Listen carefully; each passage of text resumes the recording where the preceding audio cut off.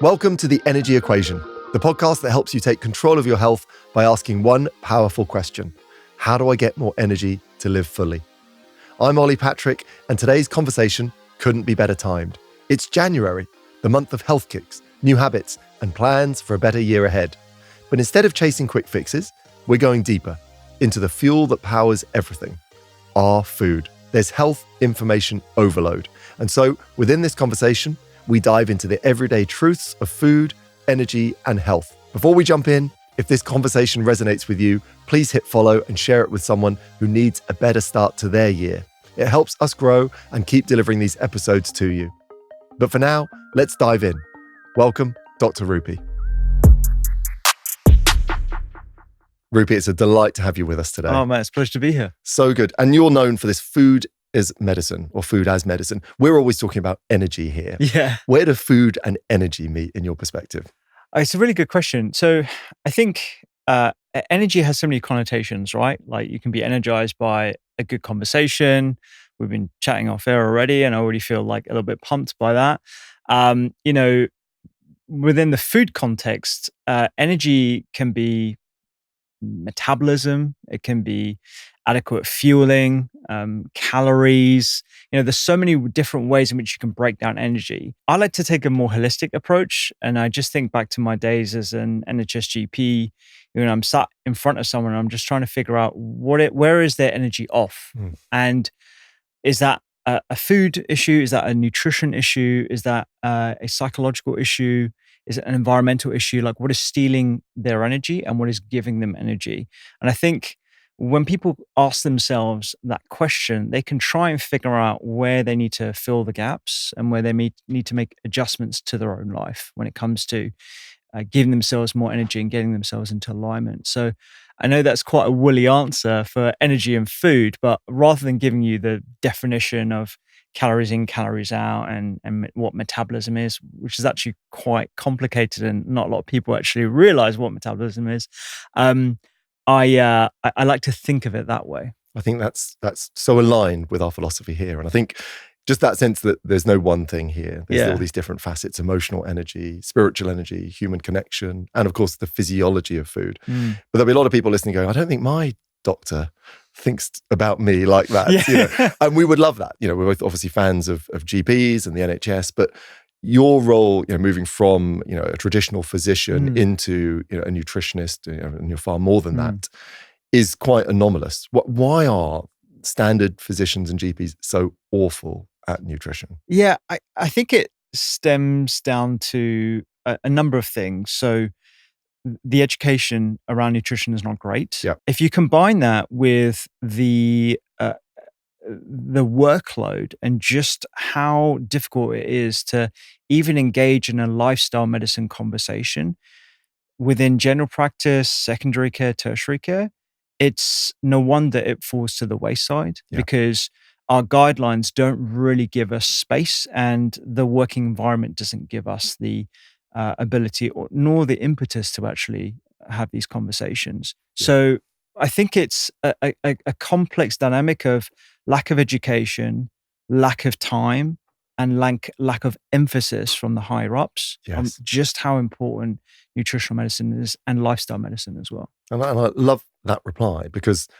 there's just not the education. It's not the fault of the practitioner. And as you say, culturally and philosophically, it is a belief of many of the physicians and those allied health professionals. They just don't have the resource, the time, or the operating platform to do it. It's pretty amazing, actually, how many. I was just at more of a biohacking summit a couple of weeks ago. I was there too. Oh, right, you were there as well. There yeah, also. I don't think we connected. We didn't connect. Yeah. So I was there with a coffee company I advise, XL Coffee, and I was amazed at how many doctors were there. Yes, practicing GPs, practicing A&E physicians, all sorts of specialties, coming up to me and saying, "Look, I went on my own health journey. I started taking these supplements. I cleaned up my diet. I started doing specific exercise training. I did meditation. I focused on vagal nerve stimulation, through humming or dance. And I actually found my health through that way. And then, I've started evangelizing that to my patients. Very similar to the journey that I went on about 15 years ago. And so it's great. It's amazing to see this happen, but it's sort of sad that it has to happen in this way. Like it has to be a forcing function rather than something that we proactively chose to do. Totally agree. And that sense of, there's two parts to that, isn't there? The physician heal themselves. Yeah. You've got to look after yourself before you look after others. And that's very difficult in a system that doesn't encourage it. I suppose the challenge there is we've got most great practitioners in this space, like you have gone through a journey of self-discovery, in your case, which you've spoken about previously. You managed an atrial fibrillation through a system of behavior changes, some nutritional, others in other areas of your life. But it sort of ends up with these pocketed areas of evangelical experts without a consistency. Where does that person go? I mean, Rupy, you and I would both say to our podcast. But it's weird, isn't it, that the government guidelines are just too flat. They're too unengaging. They're not moving as quickly with the data as we might wish. Yeah. But they don't personalize, they don't connect. Yet, whilst we're at biohacking conferences, we see an awful lot of dodgy information. Yeah. And we're asking now the average person to sort of curate their lifestyle against a really difficult series of messages and biases and challenges. I don't think there's a more divided landscape in well-being than nutritional science. Yeah. Apart from our two podcasts, where do people go to get quality advice? It's a really good question. And it's something that I get asked about a lot in terms of I don't want to do all this like biohacking stuff. I just want to do the 80-20. Yeah. Right? I just want to, and I think this is quite, useful as it's, this podcast can come out in January. I've spent years helping people truly understand what fuels their energy. And when it comes to daily energy recovery, I always start with better sleep, which is exactly what 8 Sleep delivers. 8 Sleep's Pod 5 is a game changer. It's a smart mattress cover that sits on your bed and automatically regulates your body temperature throughout the night. It can detect snoring and adjust the bed position to help reduce or stop snoring. Beyond that, it tracks your sleep. It tracks heart rate variability, breathing, and recovery, all without you wearing any devices. The magic really is in autopilot, the AI behind the pod that learns your sleep patterns and adjusts everything automatically. Also, the new Autopilot Health Check includes preventative health tracking to spot trends like abnormal heartbeats or disrupted breathing patterns before you might notice them. Since I personally started using the pod, I do fall asleep faster, but critically, I sleep deeper, with more time in deep and REM sleep for the same hours slept.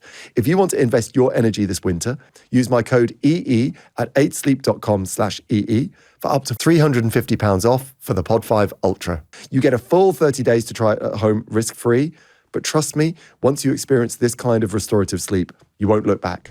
I've spent years helping people understand what really fuels their energy. And when it comes to daily nutrition, Vitals by Heights is where I start. Most of us still fall short on those key nutrients that support energy, focus, and mood. And that's where Vitals comes in. This is what a modern multivitamin should be. It's advanced, it's absorbable, and it's actually effective. It includes not just the basics, but 20 essential nutrients, including omega-3s and B vitamins, which are vital for brain health and energy metabolism. What sets it apart and why I love it is the science. It's formulated by doctors and dietitians, and it's backed by thousands of studies. It's clinically proven to work. It's built for long-term impact, not just short-term spikes. And as someone who reads the research and feels the results, I believe deeply in this. In fact, I believe in this product so much, I've joined the Heights team as their Chief Energy Officer, because I believe they're setting a new standard in supplementation. If you're ready to kickstart your energy journey, start with Vitals. Get 20% off your first month at heights.com/EE or use the code EE20 at checkout. To focus on the foundations rather than sort of the shiny objects that create so much buzz, whether it's longevity supplements or NAD infusions or whatever it might be. And the foundations are actually quite similar across all nutritional camps. I actually did a TED talk about this in 2019, where I sort of examined the similarities between seemingly opposing nutritional ideologies. And I'm using the word ideology purposely. Yeah. You have the carnivore diets and the extremes of raw vegan diet. And if you exclude those and you just look at paleo versus whole food plant-based, Mediterranean versus, South Beach diet, whatever it might be, Atkins, the commonalities between these and probably why they work for a lot of people are that they remove ultra processed food, Yep. which is dominant in our food landscape. There are a whole bunch of different studies that show 50% of people are having ultra processed food, 80% of people are having ultra processed food. I know that kids are having a large proportion of their diet is ultra processed food. But if we just arrive on that, like they all remove those items from the diet, great. Second thing, sugar. So they all remove added sugar in various forms. They might have arguments about whether fruit is considered a sugar, but in large, they're removing things like sugar sweetened beverages, which are really detrimental, not just for your teeth, but your metabolic health. And so they remove all those candy, sweets, biscuits, all that kind of stuff. They do have unprocessed vegetables in both of those camps, some to a larger degree than others, but they include nutrient-rich vegetables. Yep. And they have good sources of quality protein, whether that's coming from tofu or tempeh or red meat, which is lean poultry, lean fish, and good quality sources of fats. So nuts and seeds. Again, there's disagreement over how much and whether they are calorific or whatever, but there are good sources of fats in both those diets. If you were to just do those things, forget about the name of the diet. Yes. It's no wonder that people who come from a standard American diet or a standard UK diet get better over time. Yes. Because you're fueling your body with the right energy, to bring us back to the start of this conversation, that our body absolutely thrives on. The nutrients that you find in, I was going to say under-processed food stuff, but the nutrients that you find in unprocessed whole foods, yes, the quality fats that you find in nuts and seeds and good quality cold processed oils, and the proteins that are the building blocks of life. That is such an important macronutrient. And if you just do those things, honestly, it's no wonder people feel better. And this is before you reach for the multivitamin, the omega-3 fatty acids and vitamin D and things that I'm big fans of. Yes. But this is the crux of what you should be doing first off when it comes to food. And then we can start talking about exercise regime and sleep and sense of well-being, purpose and gratitude. Yeah, I love it. And again, a key point there is you're saying the 80-20 rule, which lots of our listeners, you get this right 80% of the time. And that means you'll get the benefit. This isn't a whole doctrine to live by. This isn't 100%. This isn't all in. That 20% is the nuance, the behaviors you can't control. And so many people, again, in January will be putting the shackles on so tight that as soon as they break from that rigidity of that routine, they feel the whole thing falls apart. And it's tough, right? Because if I go back to my own situation, some people are attracted to the idea of longevity. That's their carrot. In my case, it was a stick. I had a medical issue. I wanted to do something about it. And my diet was pretty processed at the time, albeit I didn't realize cereals for breakfast, sandwiches and meal deals for lunch and whatever the hospital canteen was slopping up. And then, refined pastas and not much else in that for dinner, like a typical junior doctor diet. That's probably the same today for many people across the country. I'm just going to stop because a lot of people will be thinking, when people think about ultra processed food, they'll be thinking, oh, that's a McDonald's. Yeah. That's a KFC. Yeah. And there's often a sense that they've just slightly overstepped what we think that ultra processed diet. So a lot of people listening to this going, hang on, cereal, sandwich, pasta, Rupy, don't take this away from me.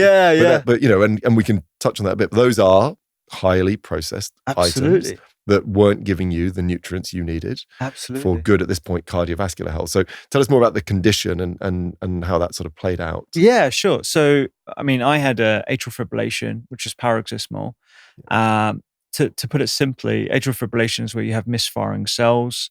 In a lot of people, it originates in an area around the pulmonary vein. And that leads to, instead of this lovely synchronous pumping of your heartbeat, lub-dub, lub-dub, it's sort of fibrillating. So the signals are getting mixed up. And then the reason why that is dangerous, not purely because of the speed that my heart was going at, which is around 180 to 200 beats per minute, it's because the turbulence of it creates the blood to become a little bit more sticky. Yes. So it's sort of like all those different coagulation factors are being bashed together.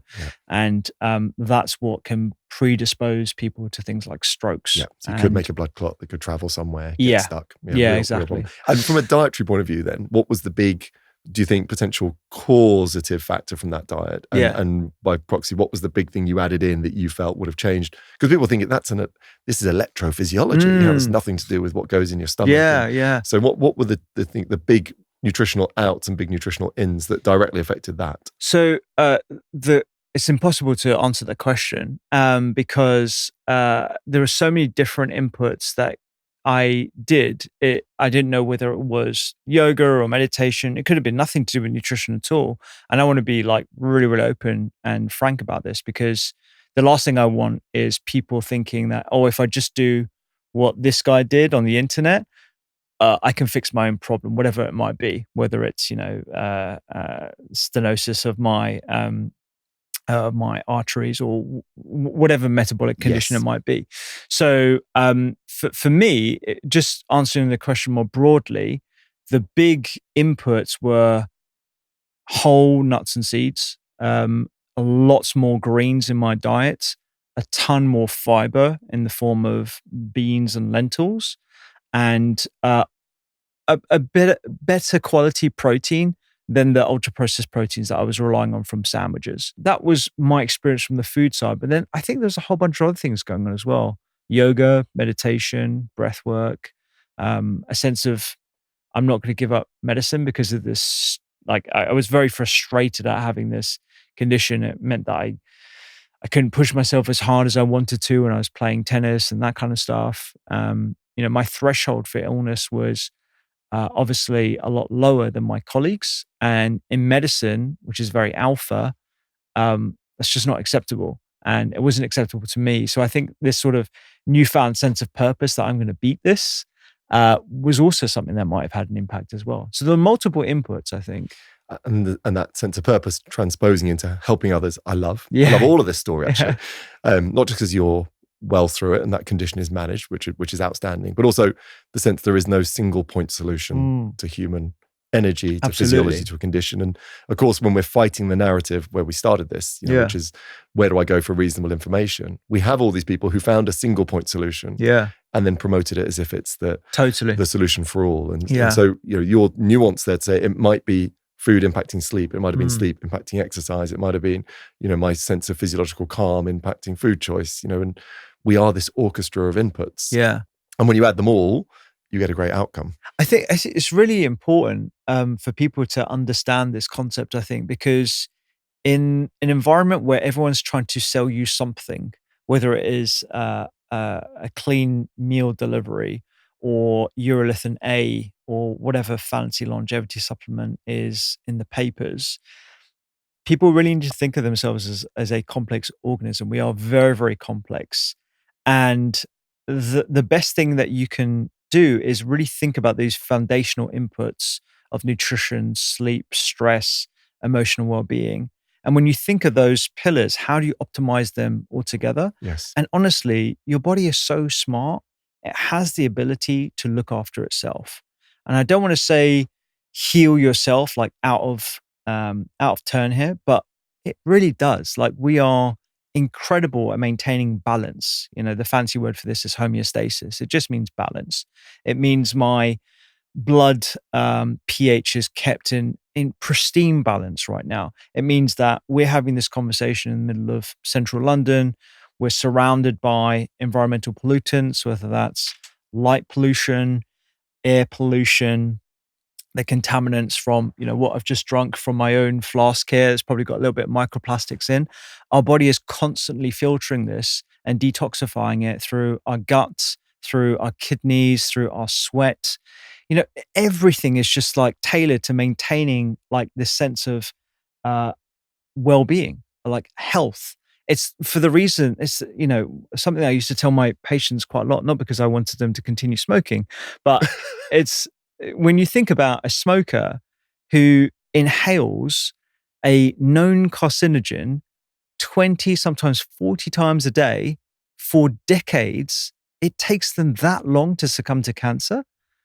And some of them don't even succumb to cancer. What does that say about our body? Our body is incredible. So we need to really provide the best inputs, the best foundations for it to just let it look after itself. And it really, really can. I love that. There'll be someone taking a long drag on this. I back the machine. But it's a game of risk. You put in, and again, the more positive inputs into the machine, the better. Totally, yeah. I mean, that takes us again into that slight challenge that these inputs tend to have been siloed into different professions, in the sense of, you've mentioned there's a harmony of breath work and yoga and that ability to manage stress and calm. You've brought in exercise. A lot of this is about your psychological well-being. I think one of the challenges is, people maybe have to go to 5 or 6 different experts to get that centralized view, which is why I think your messaging, embedding nutrition in amongst those other opinions is of high value. I want to get back to January. Yeah. Because January is a wild time. In fact, something that lots of people will probably be seeing in January, predicting, is bargain weight loss medications. Yes. It is the season, Rupy. Oh my gosh, yeah. So, and here's an interesting world where we've got, the medical world interfacing with behavior on this, the most popular global marker of well-being, which is weight, whether it should be or it shouldn't be. It's certainly the popular one.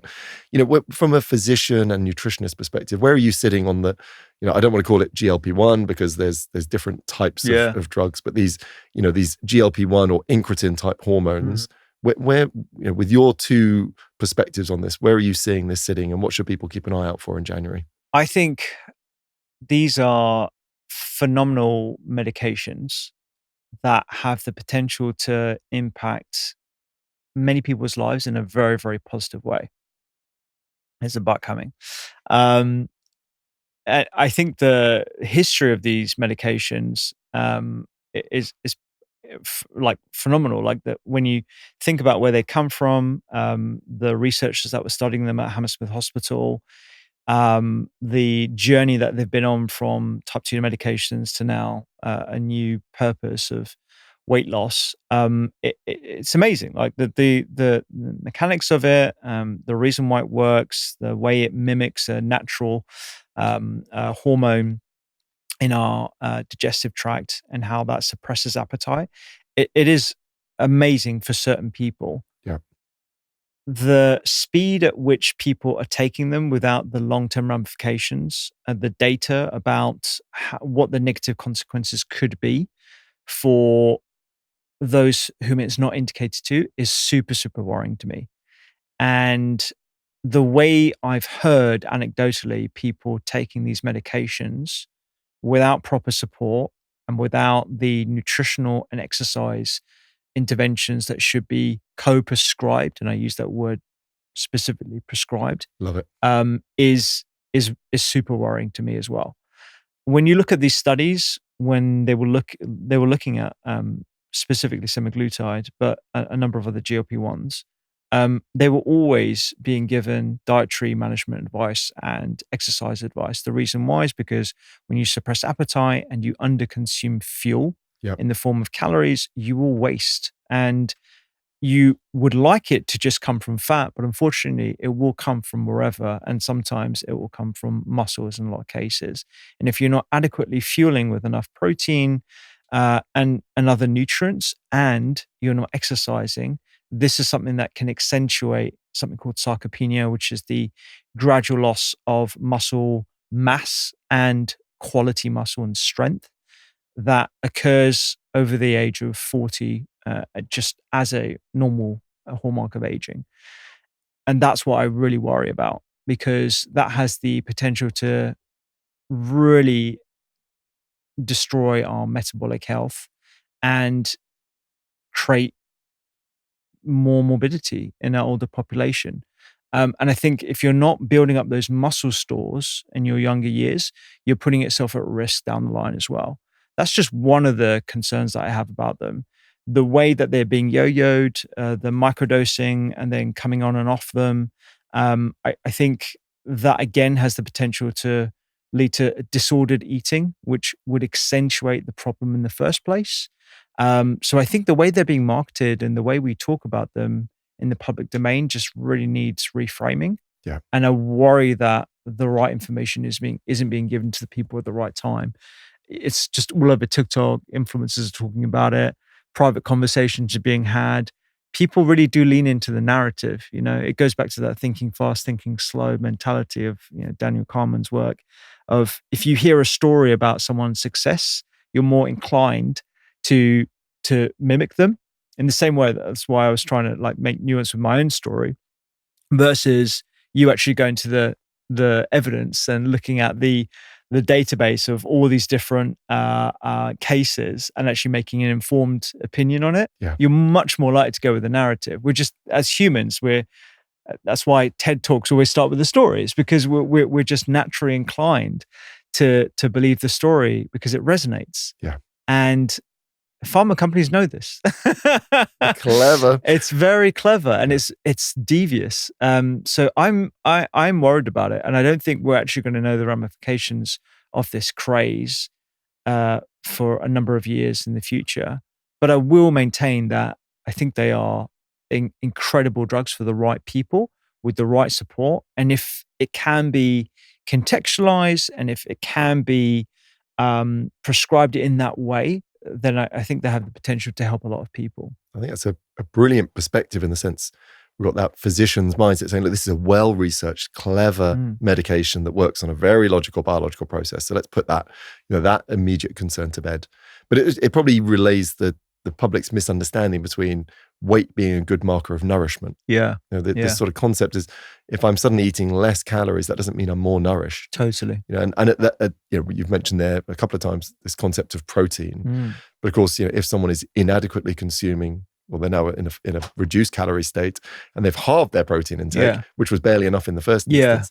We're going to potentially lose the wrong tissue. We're not more nourished for the fact we're eating less calories. And this system-wide of behavior that isn't being co-prescribed, but in our joint opinion, I'd share you on this 100%, creates a potential challenge down the line. So I think it's that sense that weight is not a good marker of nourishment. Yeah. That's and if you had to say what is a good subjective marker of this concept of nourishment, because people are out there chasing blood tests. And if I'm doing anything on testing, and whether I'm testing heart rate variability and stress, or sleep cycles, or people say, oh, do you know what I want to test? I want to test my diet. I want to do a vitamin blood test. If you had to take a single snapshot of who's nourished and who's not, it's a challenging question. It's a really challenging question.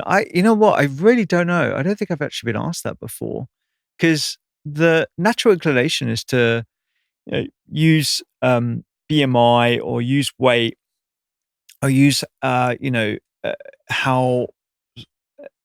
you feel in yourself. But I know it's really challenging, that, because I'm like you. I like looking at biomarkers. I like, I'm wearing a wearable at the moment. I love looking at my metrics. I do a VO2 max test every year. I do. Hang on a second. So we love our VO2 on the version. Do you know yours? Are you happy to share your? I'm happy to share it. It's not amazing. It's 43. Lovely. So it's you'd meet our criteria. We always want people over 40 on the energy equation. 43, but that's a lab test you've done. That's a lab test. And so you can get an overestimation on a few different things. Totally. Lab testing is hard. Very people haven't done a lab test. Mask on your face, cycle to exertion, to exhaustion. So 43 is good. Yeah, it was all right. I wanted to get into that like exceptional range, and I've been really trying, actually doing HIIT training to try and push it up, and zone 2 training as well. Kieran Chopra is my exercise physiologist. He's been on the podcast as well, so he put me in a grueling regime. So to your point, if there was a subjective marker, I think it would be like the energy that you feel doing daily activity. Can you walk up a flight of stairs like I just did at Good Street now without feeling completely whacked? Can you pick up your kids from school and walk with them and keep up with them without feeling that you're fatigued? I mean, my 11-month-old is pretty fatiguing, so it's an imperfect subjective marker, rather than just relying on weight on scales, because as we've been talking about, it's not a great marker of body composition and actually true health. Yes. Which is why I do body composition as well. So I don't know, I'm kind of leaning more towards the data-driven side of me now. I think intuitively people know whether they feel good or not. But I have, to go back onto the nutrition, I have like a little checklist that I tell people to go through every single day, which is called BBGs, to make sure you get your beans, berries, greens, seeds, and nuts every single day. Yeah. And if you tick those off every day, you're looking at generally quite healthy diet. Beans are looking after your gut. Berries are looking after polyphenols and giving you extra fiber as well. Greens are giving you magnesium, lutein, a whole bunch of other nutrients. And you can add greens at the side of every meal, and seeds and nuts are giving you those quality fats as well as fiber and a bit of protein. So is it like a general sort of like way of making sure that your diet is on point? I would get your BBGs in every single day. And I think that's like an easy thing for people to ask themselves at the end of the day. Did I get them in? Okay, I'm going to try and get them in tomorrow. Or like, how long can I do a streak of BBGs? I love it. So yeah, as a subjective market, it's very hard. It's very, very hard. I think you've nailed it in the sense that sort of general sense of energy, and people, I said, lots of people disconnect from themselves. They've ignored those feedback loops of fatigue. They've ignored that feedback loop of immunity. But if you stop and listen to your body, there's a sense of nourishment. Yeah. And I think, the challenge to the question, I haven't got a perfect answer to it because, whether you're checking my genomic predisposition for increased nutrient need or my blood work, or you can measure my organic acids coming out of my pee, or you can measure, my intake through food diaries, whatever. There's no marker that's going to say, are you nourished, as I'm aware of it. But that sense you're saying of overall well-being, I think, is a better marker than weight. Yeah. But when we look at weight, looking at how much is lean tissue and muscle versus fat is also relevant. So we can have a whole pod on that question, actually. Let's play with this a little bit, if you don't mind, because I do like this idea of like baseline markers that people should know. Yes. And so if you've been listening to our previous episodes, you'll know your energy tomorrow comes from the investments you make today. And one of the most powerful investments you can make is how you wind down in the evening. Because a good night's rest isn't just about sleep. It's about giving your body time to recharge, repair, and reset. And that's where Bond Charge comes in, the global leader in premium wellness innovation. Their red light face mask helps you recover at a cellular level while you relax. You simply wear the mask for 10 minutes in the evening while reading or relaxing in bed, and let the gentle red and near infrared light support your skin rejuvenation, boost your circulation, and promote repair. It's lightweight, portable, and fits perfectly to your face, making it an effortless addition to your evening routine. Discover the self-care that powers better energy. Head to bondcharge.com and use the code EE15 to save 15% on everything from Bond Charge. When we talk about energy on this podcast, we usually think about food, sleep, recovery, mindset. But what about the stuff under the surface, the biology that's driving how you feel? Well, that's where Stride One comes in. It's the UK's first internal diagnostics membership that links your DNA, your gut, and blood biomarkers into one intelligent system. I've done the test on my guests, and I'm telling you, it's a game changer. You don't just get a load of numbers, you get proper science-backed guidance, like how your gut health might be impacting your energy levels, or whether your genetics mean you need more B vitamins or more magnesium. And it's all put together in a beautiful dashboard that makes the complex stuff actually make sense. And every quarter, you get a one-on-one with a real expert to talk through it all. This is what real, proactive health looks like. You can now get a special offer on the exact same test I've used and that our guests are using by heading to getstride.com/energy or just check the link in the description. Because I have a lot of friends that are, they're not in the health and wellness space, but they always come to me via WhatsApp chat and they're like, what should I do? What supplements should I take? And like, what diet should I be eating? What should I have for breakfast? That sort of thing. And like, how do I know? Charging my friends. Yeah. I'm at the point now where if I get another, what supplement should I take? It's a joke. But yeah, so you're on the Doctor's Kitchen app, we have virtual Dr. Rupy now that is trained on all the articles and podcasts that were recorded. And we've stress tested this. So I've literally told them, just ask virtual Dr. Rupy in the app, and it speaks in my voice as well. So it's literally like my wife uses it as well, which is asking for a swap. She's like, can I swap green beans for something else? And it's me. I'm like, oh, you can swap it. And I'm usually quite happy as well, which is great for her. So I mean, for them and for people who have got, a bit of disposable income and they're willing to spend a few £100s on this, I would say, body composition test would be great. Love it. A DEXA, just to get an idea of what your visceral fat is, what it will give you your weight, and it will give you where you're holding any excess weight and where you can actually work on it and where you actually are from a fat deposition perspective on a population scale as well.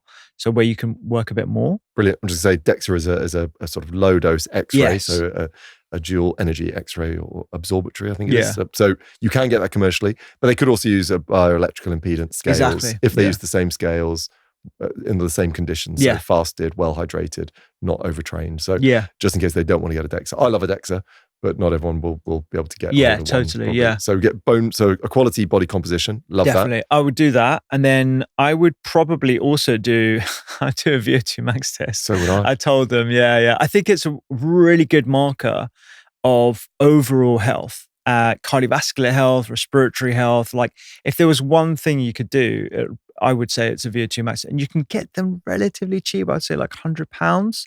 It's not enjoyable, Yes. but it's like, I would say if there was one thing, if you were really serious about your health, you'd want to do that. And I personally get that once a year as well myself. Really good. And again, for those, there are field tests you could do. So anything from there's a Cooper's 12-minute run. Mm-hmm. You could do the bleep test, which we all got tortured with at school. Yes, yeah. And there's some apps now that can do a VO2 max at Amazing. home. So again, it's consistency of methodology. Yeah. A lab test is a beautiful thing, and it's gold standard. But if you haven't got the means or the wherewithal, getting a VO2 max by hook or by crook, and maybe we'll put some footnotes in the pod for ways people can do it. But those two are brilliant. I love it. I love it. You're making the cheapest swap for me. I'm going straight for the lab. Oh, I like the Lux. I like the Lux.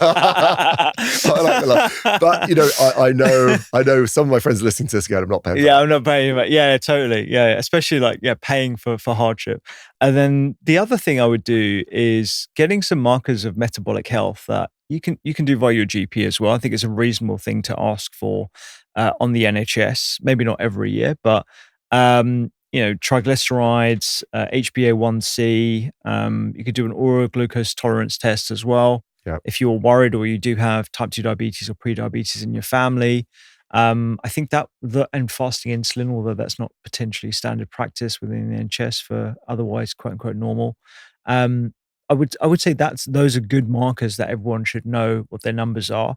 And I'd be interested to know your opinion on this, but I do a continuous glucose monitor for a week or so every year. And I tend to just do it on a regular week, not where I'm trying to eat healthily. Yes. Just to get an idea of how I am responding to my regular diet, which are, I have overnight oats in the morning. I'll have, some of the Doctor's Kitchen daily bread as snacks. My regular sort of recipes that people can find online, that kind of stuff. Yeah. Just to see how my body is responding. It's an imperfect test, but I think as a one-off every year, I do that. And that costs about £40-50 you can buy over the counter now. Yeah, I love it. And I couldn't agree more. And I think so many of this idea here, so much is linking back to the quality of me stabilizing glucose in my bloodstream. Yeah. So those blood tests are looking to see, is my glucose stable over time, or is it fluctuating too high or too low? And of course, the lab tests are giving an insight into that and some of these other circulating factors. I do exactly the same, Rupy. I put a continuous glucose monitor on once or twice a year and just sense check that the habits I've slipped into aren't causing huge surges of blood glucose, which you and I both know aren't inherently harmful. Sure. The demonization of the sugar spike has been a fascinating reflection in both of our worlds. Yeah. But I'd rather not have them. Sure. And there's that case of if I do have them, there's no sense they're immediately going to cascade into disease state. But I'd rather, from an energy point of view and from a cognition point of view, from a future disease point of view, not have them. Totally. So if there's that ability of nuance to it, and I've noticed that suddenly, I'm putting more, different type of oat into my overnight oats, or I'm eating too quickly. It's just a little stop break, isn't it? Totally. Just catch you and go, well, I'll bring that back. And you know what? I purposely haven't done it over the last year for me, the CGM, because I've had a boy. My wife's had a boy, and we're dealing with an 11-month-old now. Yeah. Got to fight with a caveat there. She always reminds me. And obviously, my sleep has been all over the place. My exercise habits have changed drastically. So my response to the same meal is going to have changed as well. Yeah. I think that context is really important for folks to recognize as well.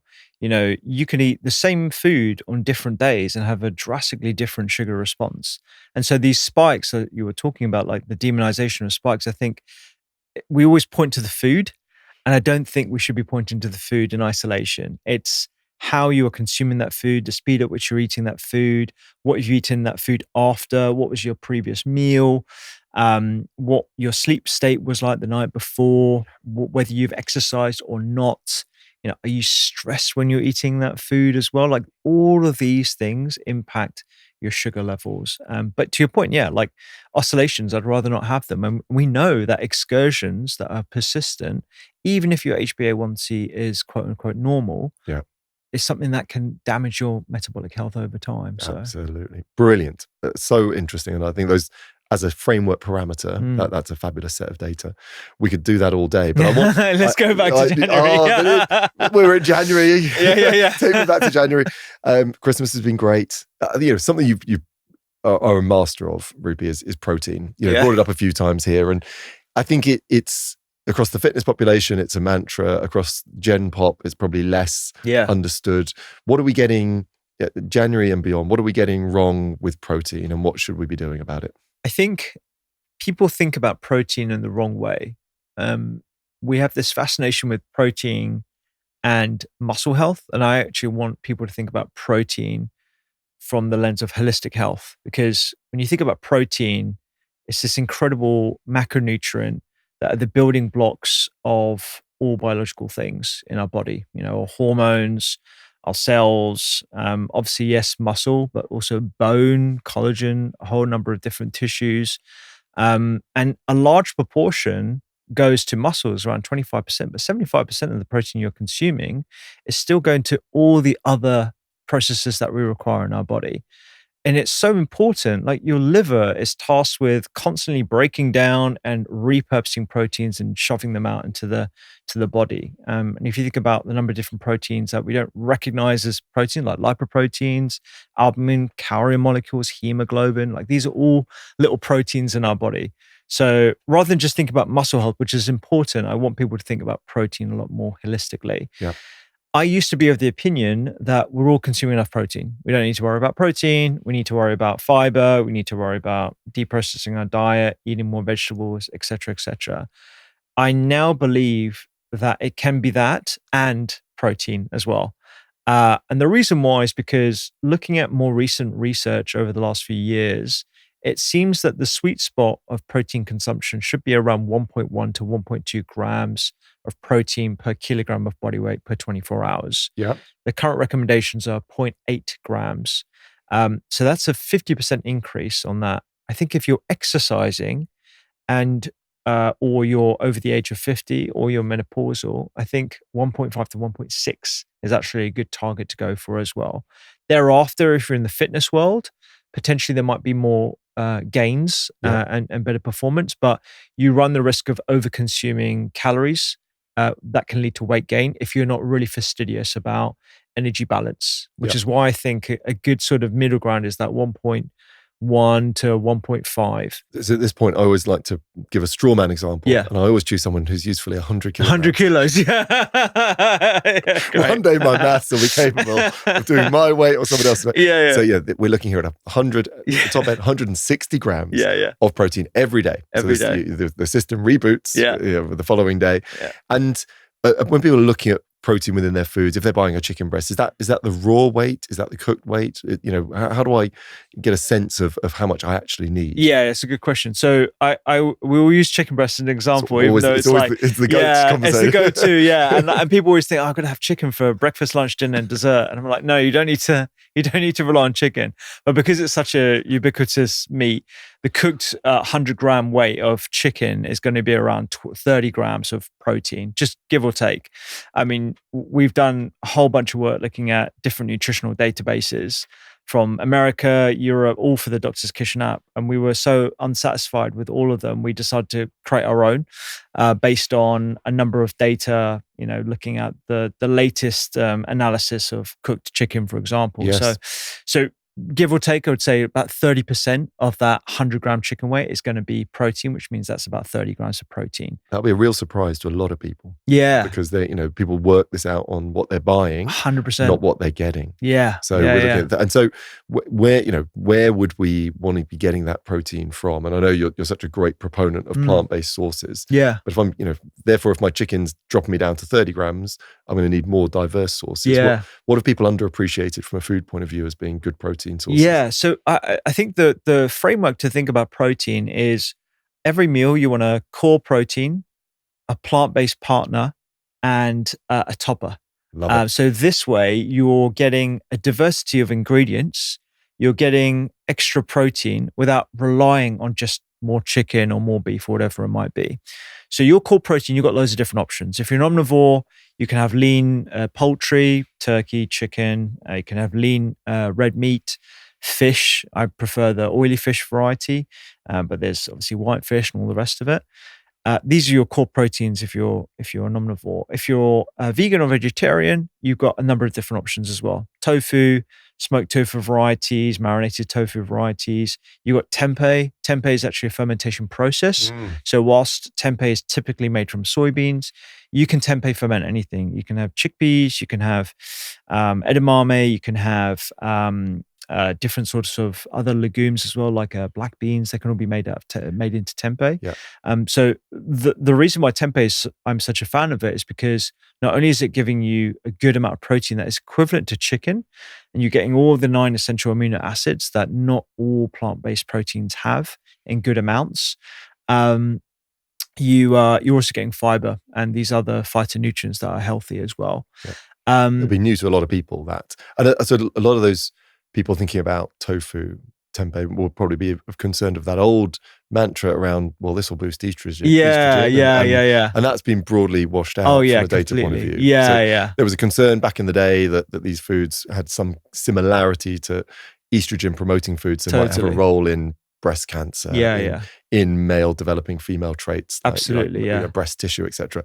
That has been squashed. That's completely debunked. Yeah. I mean, if anything, it's protective against cancer. We know that the weak phytoestrogenic effects are actually positive, particularly for women postmenopausally.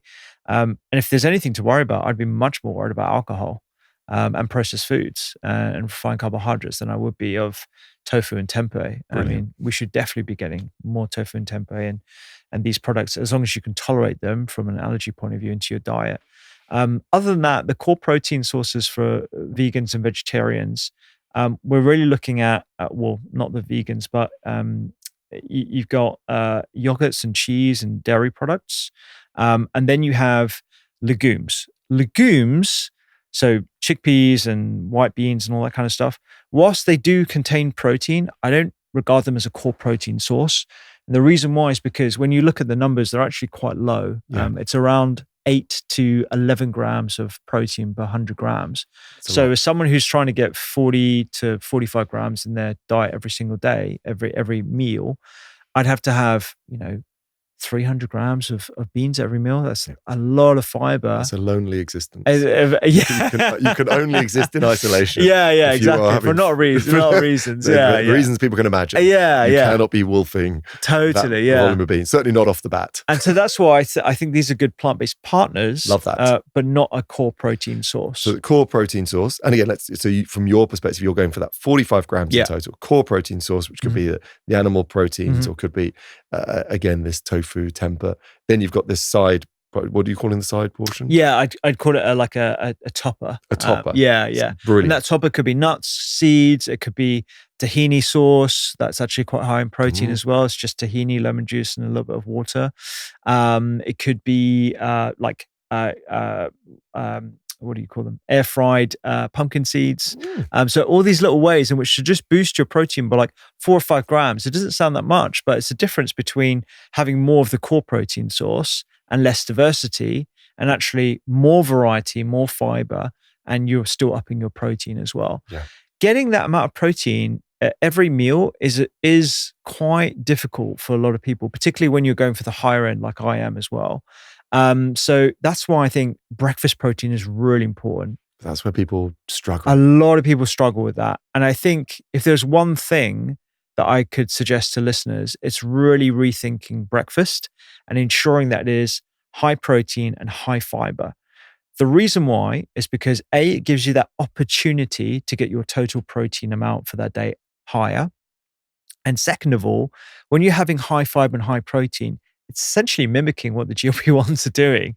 You're consuming this food, you're releasing these incretin hormones, they're signaling to your brain that you're satiated, and that way you're going to have steady focus, steady energy, you're less likely to crave, you're less likely to overconsume calories because of said craving, and you're just a lot more steady in your glucose levels as well because of the fiber that you've consumed.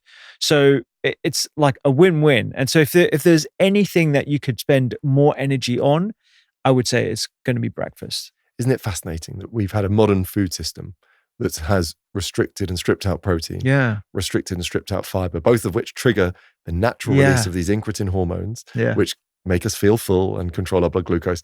And instead of changing our diet, we've made a drug to mimic. Yeah, I feel like we're in conspiracy corner here. Well, it feels like it was architected. Hey, it's an interesting layout. And again, the natural question people will be asking, well, how do I naturally make more of my own body's GLP1 or similar? And of course, here we are back at that. It's fiber and protein. Fiber and protein. So in practical terms, I'm running a household. I certainly am not running a household. I'm in a household with my wife and young children. So I've got my children are 12 years old. What practical breakfasts are going to do this? Because I've got to get out of that house. No one's up for it in the morning. What are some practical things you've seen work? I've done a YouTube video on this actually. So there's three things. So on the go breakfast muffins. So we have eggs. I didn't mention eggs as a core protein source, but that's definitely one for the vegetarians and omnivores. We make these egg muffins at the start of the week. So on Sunday. And we have them during the week, and they're great because they're freezable. Raphael can have them as weanings. We haven't put any salt in it, and you just take a couple of those, and that'll give you like 25 to 30 grams of protein at that meal. Fabulous. And you have that with a side of rocket, some nuts, whatever else you want to dress it up with. That's a really good option if you've got the time to make it at the weekend. But there's a mindset shift here before we go to the second one, which is, hang on a minute, I'm having rocket and nuts and a muffin. Kellogg's are not going to sponsor us anymore. Oh totally, that is a mindset shift. It's a complete mindset shift. And that cultural shift has to happen. Absolutely, because your body doesn't want what it's getting. It's a Western phenomena that breakfast should be sweet. It doesn't have to be sweet. And I'm from the Indian diaspora, and my parents normalized having saag, lentils, roti in the morning, which is very, very savory, with loads of different like healthy dishes, sambal, and we had fermented pickles, and we had yogurt that we called dahi, and like all these different elements of like a typical peasant Punjabi breakfast, all very, very savory. When you look across the world, there's a brilliant article, I think it was in the New York Times or the Guardian, where they did photo shoots of breakfast around the world and what kids eat. From Brazil to Japan, Korea, UK, France, America. And they photograph the kids with their breakfast items all around them. It's a beautiful series of photos. And there's a stark difference between the kids who are in like Southeast Asia, and even Latin America versus the kids in Europe, places like France, the UK, and the States. Ours is super refined. Theirs is much less refined. In Korea, they're having kimchi for breakfast.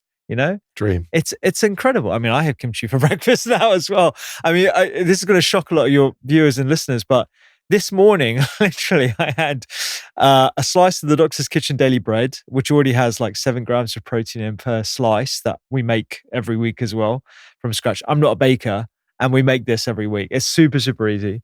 With hummus, sliced marinated tofu, and I have some sprouted mung beans on top with some olive oil and a bit of salt and pepper. That's literally what I had for breakfast this morning. I mean, it sounds. I'm thinking brunch, but it's a mindset shift. And you say pulling from cultural practices across the world. Where did this idea of a sweet breakfast come from? Yeah. So I love that. So we've got to start by rethinking the whole perspective. Yeah. Give us a couple of other quick breakfast options. So muffins is definitely one. Leftovers. I'm a really big fan of leftovers. So, I might have the curry that we had the night before. In fact, that's literally what I did on Saturday. I had the curry that we'd made the night before, and I just warmed it up and I cracked an egg on it. We had like a South Asian style lentil curry, and so it had sort of laksa vibes, and I warmed it up and I cracked an egg in the middle of it, and that was my breakfast with the side of, I think we had some flatbreads that we made from scratch as well. The other thing is overnight oats. So overnight oats have had a bit of a bashing because if you just have your typical overnight oats, or just oats and milk and a bit of honey, with not much else, it's quite high in carbohydrates. Yes. It's low in protein, and it will cause for a lot of people a sugar spike and a corresponding crash, and then they'll have these cravings. My overnight oats is actually not that much oats. It's like a tablespoon of good quality jumbo rolled oats that are like better in terms of their structure. They have a lot more fiber in them. They're harder to break down, which is a good thing, because you want your body to essentially work for the sugars that are contained within the carbohydrates. Shelled hemp seeds, flax, pumpkin seeds, some raisins for sugar. And then sometimes I'll add like a spoon of protein unflavored powder as well, just to boost up the protein slightly. Raw cacao, if I want, again, extra protein and I want that flavor, with either water or milk of choice. And then I just leave that overnight. And that will literally have 35 grams of protein in, depending on whether you put the protein powder in. Sometimes with the protein powder, it's more than that. Yeah. That for me is like a staple option. And I've ticked a whole bunch of things already. Flax to keep my cholesterol in balance, protein from the shelled hemp seeds, raw cacao has got flavonoids that reduce my blood pressure, and it literally takes me minutes the night before. All those ingredients, there's chia in there as well, just for the gelatinous taste and a little bit of extra protein and fiber. All those individual elements might be costly, but actually a cost per bowl is very, very cheap. It's not as cheap as Kellogg cereal, but that little investment in your health every single day will compound over time. So, I mean, those are my 3 go-to options for breakfast. We obviously have plenty more in the Doctor's Kitchen app, and thousands of recipes in the books and stuff. But those I think are good, solid options. And if people can really master their breakfast as the start of the day, like almost like how you make your bed first thing in the morning, so you've got a great bed to come back to at night. It's the same mindset. It's that same philosophy. Look after your morning, and the rest of the day will just become swimmingly easier. That's brilliant. I cannot tell you how many people I've met who adopted a savory breakfast. And eggs is another great vehicle of, in different forms, but, and it changed their energy. It changed their ability to hit protein targets. So that is a fantastic insight. So much of that, again, is tying into this other nutrient that we talk about and love, is fiber, which is so sorely missing. And fiber and gut health are sort of hand in hand. For those who aren't fully up to speed on it, how are you defining gut health? And what role do these different fibers have in it? So energy is everything. And every week on the Energy Equation, we'll give you the tools to boost yours. Tap follow now and join the community learning how to eat, sleep, and live for more energy.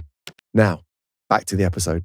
When I think of gut health or the gut microbiota, I like to tell people to imagine, the trillions of microbes that live all over our body, on our skin, in our mouths, in our lungs,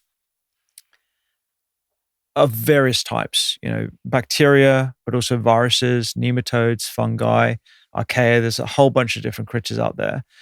But the majority of them are actually located in the larger intestine, so the colon, so the distal part, the latter part of your digestive tract, which is around 9 to 10 feet long.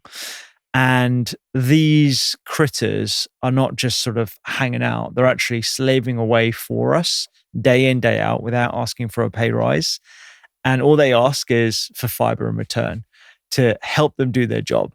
And in terms of their jobs, I mean, we're still figuring out the multitude and the numerous jobs that they do. But from what we do know, locally, they improve the architecture of your gut by creating a mucin layer, which protects the gut barrier. So your mucin layer essentially buffers the internal contents of your intestine from everything from pathogens and the food that you're consuming. And it essentially keeps everything in harmony in your gut. They also digest food for us, and they create metabolites. Those metabolites nourish your colonic cells, so they provide energy for those so they can do their job as well. They provide an immune function. They reduce inflammation. They can improve the balance of sugars in your bloodstream. They communicate to your brain indirectly via the vagus nerve, which is this long winding nerve that originates in your skull, just above the level of your earlobes. And that's where people get this gut-brain connection. Yes, exactly. So, it's going to be easier to list things they don't do. Yeah, exactly. Yeah, because there's a gut skin axis, there's a gut lung axis, there's just so many axes. I don't know if that's the plural actually. Axes, I take it. axi. I like. There's multiple different pathways between your gut microbiota and different parts of your body, and so fiber is the currency in which they work. And the variety of different currencies you can give them in form of fiber is brilliant, which is why you want to try and get variety as much as possible. A study that's been touted around quite a bit, stating that we should get at least 30 different plants every week as a means to improve gut health, I think is interesting. I don't think it is a rule that we should abide by, but I think it's a good guide to get people thinking about diversity of different fiber types in their diet.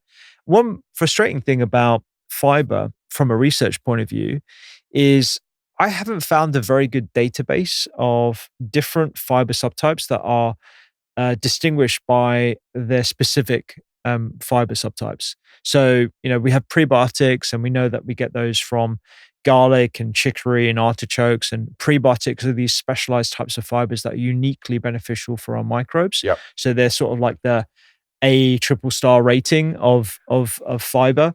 But in terms of exactly those prebiotic fiber types, like whether this is FOS or GOS or inulin or whatever, like there isn't actually a very good database of all those. Yeah, there's so much that we should know about the specific sugars that we find in carbohydrates, these polysaccharides. We actually don't know too much about those.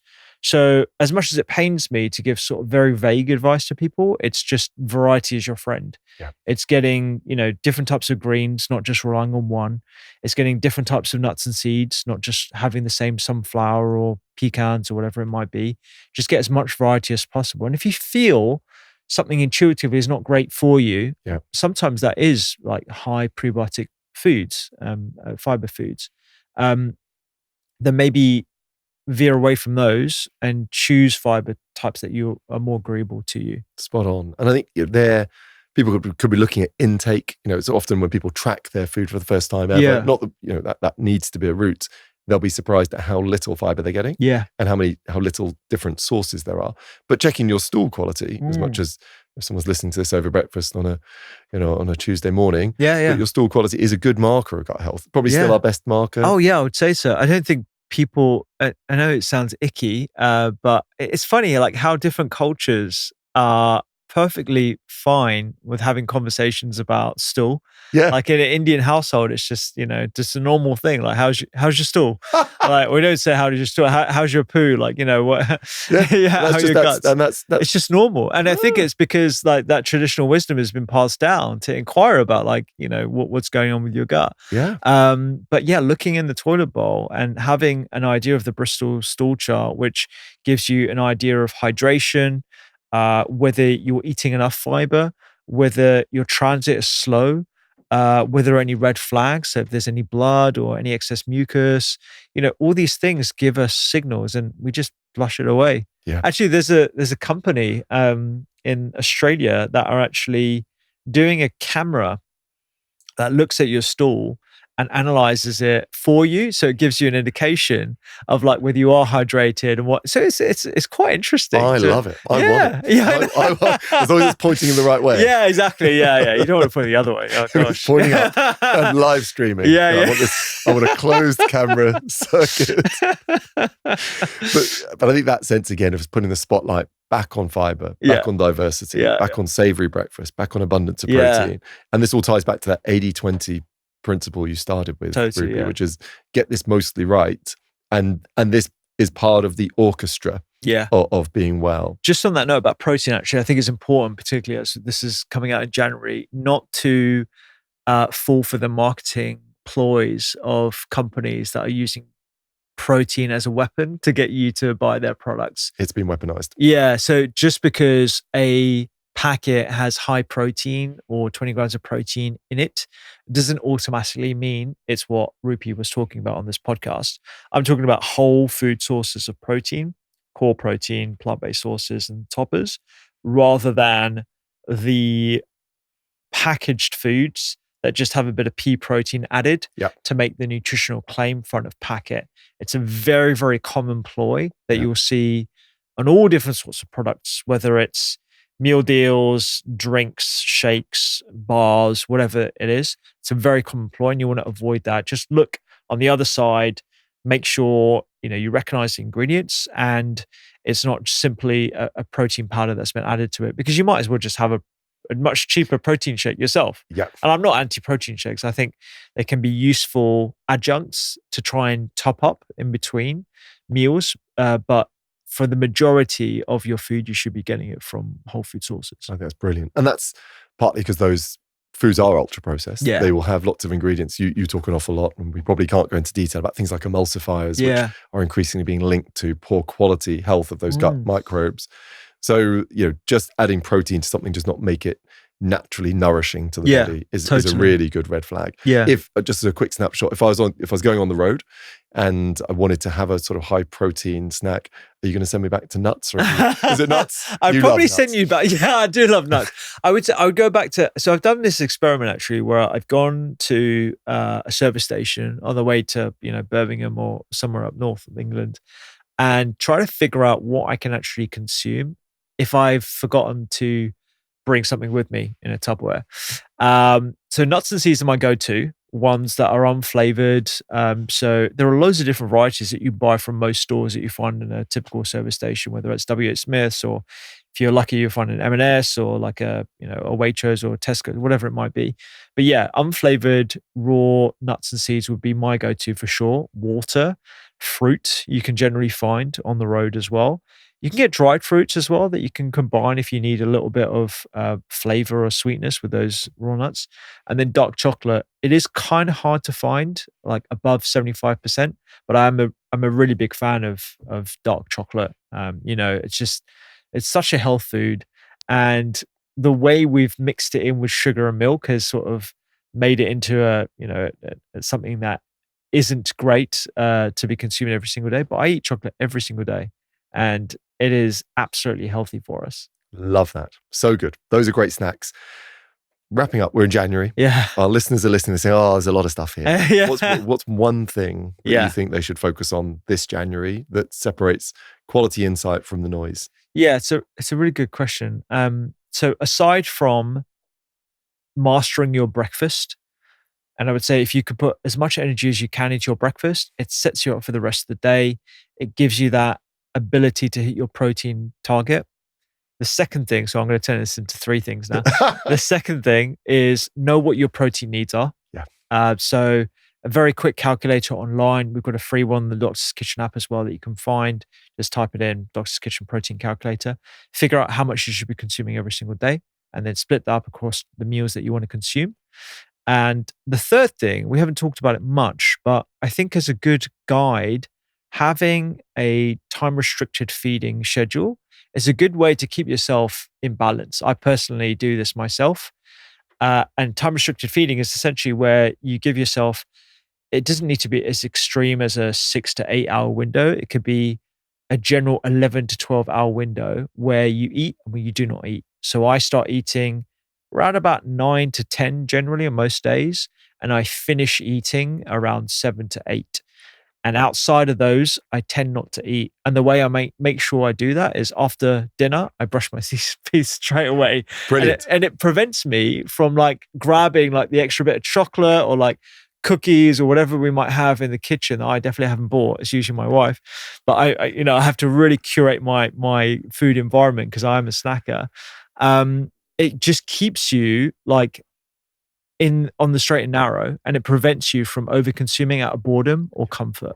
And I think those are two things a lot of people struggle with. Absolutely love it. So savory breakfast. Yeah. Get your, let's say 1.6 grams of protein per kilogram body weight, work out how to do that. Mm-hmm. And try and build a feeding window that just keeps you a little bit under discipline. Brilliant things for January, brilliant things all year round. Yeah.